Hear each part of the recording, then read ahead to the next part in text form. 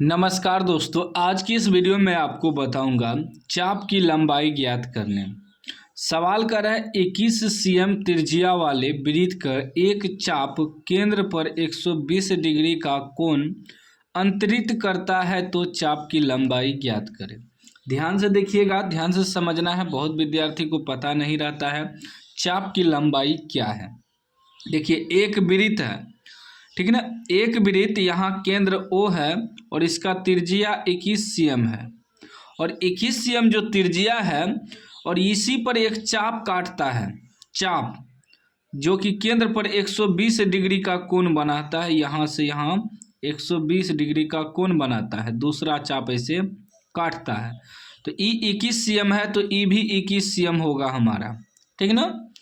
तब का रहा चाप द्वारा जो काटा गया है इस इसका चाप की लंबाई यहाँ से यहाँ निकालने के लिए, ठीक ना। देखिए, ऐसे यहाँ से एक त्रिज्या ऐसे काटा 120 डिग्री कोण लेकर, तो ई जो है यहाँ से यहाँ तक ई लंबाई हमसे पूछ रहा है चाप की लंबाई। और ई जो हुआ यहाँ से लेकर यहाँ तक, ई पूरा हो गया त्रिज्यखंड। त्रिज्यखंड का क्षेत्रफल निकालने कहेगा तो ई त्रिज्यखंड का क्षेत्रफल निकलेगा, लेकिन हमें सिर्फ चाप की लंबाई निकालना है। मतलब यहाँ से यहाँ तक जो काटा है ये कितना दूरी है निकालना है। ये जैसे वृत्त है, यहाँ से लेकर यहाँ तक पूरा घेरा होगा तो ये वृत्त का परिधि होगा, लेकिन हमें पूरा घेरा नहीं चाहिए, सिर्फ यहाँ से यहाँ तक काटा है, इसको ही निकालना है। इसीलिए चाप की लंबाई कहा जाता है उसे, ठीक ना। ये चाप द्वारा काटा गया है, ठीक। लिखेंगे वृत्त की त्रिज्या, वृत्त की त्रिज्या R बराबर कितना दिया है 21 cm दिया है। और केंद्रीय कोण कितना दिया है, केंद्रीय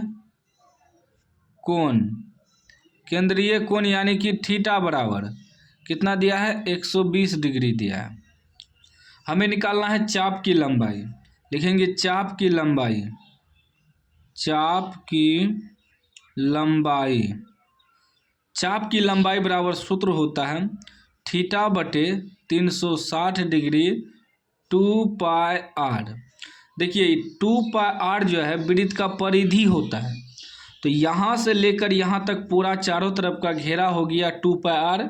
परिधि कहिए या परिमाप कहिए या घेरा कहिए, तो उसी में क्या कर दिया थीटा बटे 360, मतलब ये जितना डिग्री का कोण बढ़ाएगा, क्योंकि देखिए पूरा यहाँ से यहाँ तक एक बार घूमेगा तो केंद्र पे 360 डिग्री का कोण बनाएगा।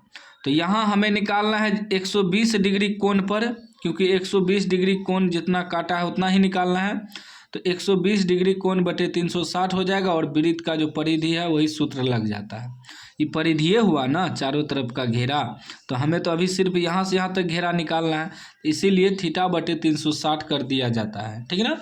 वृत्त के पूरा परिधि में थीटा बटे 360 से गुना कर दिया जाता है, क्योंकि जितना कोण पे काटेगा उतना ही निकलेगा, ठीक है ना।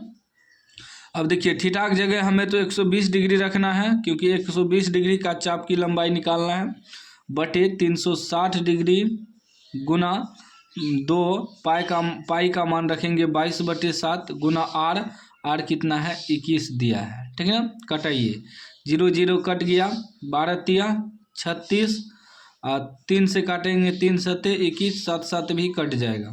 क्या बचा 2 गुना 22 बचा, 2 गुना 22 कितना निकला 22 दूना 44 cm लिखेंगे। चाप की लंबाई जो होता है यानी कि परिधि जो होता है सिर्फ सेंटीमीटर में होता है, तो 44 cm आपका आंसर हो गया, ठीक ना।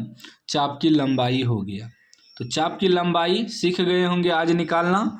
तो वीडियो अच्छा लगा हो तो लाइक कर दीजिए, चैनल को सब्सक्राइब कर दीजिए और घंटी को दबा के ऑल कर दीजिए।